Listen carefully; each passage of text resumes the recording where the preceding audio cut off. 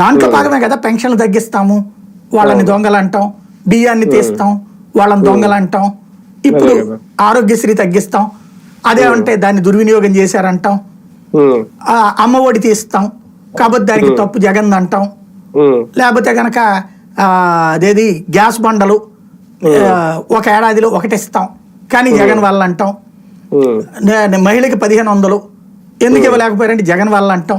ఇట్లాగా ఒక సాక్ ఎత్తుక్కుంటున్నారు తప్పించి ఇవ్వాలి అనకమేంటంటే జగన్ వచ్చినప్పుడు జగన్ని ఎంత తిట్టినా అతను తొలి ఏడాదిలోనే అన్ని అమల్లోకి తేవాలని తపన పడ్డాడు. అది 5 ఏళ్ళేటప్పటికి రొటీన్ అయిపోయింది. ఇంకా ఇంతకంటే ఎక్కువ ఇస్తానన్నోడు నచ్చాడు.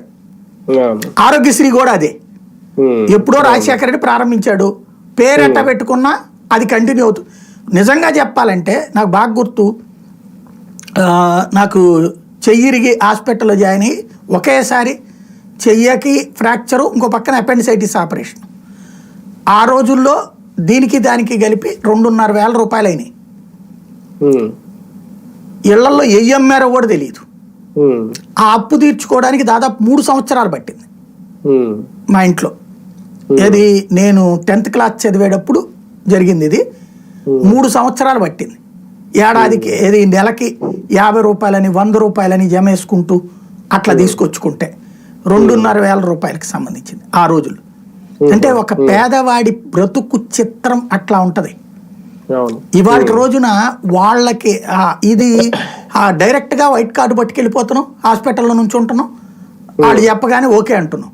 ఇప్పటికే ఏమైపోయింది, ఒక దరిద్రం బిగినైపోయింది గత కొన్నాళ్ళ నుంచి. నువ్వు ఆరోగ్య కార్డు వైట్ కార్డు ఉందమ్మా కానీ వాళ్ళు ఏం బిల్లు లేట్ చేస్తారు, గ్యారంటీ లేదు, ట్రీట్మెంట్ చేయమంటే చేస్తాం లేతే లేదు.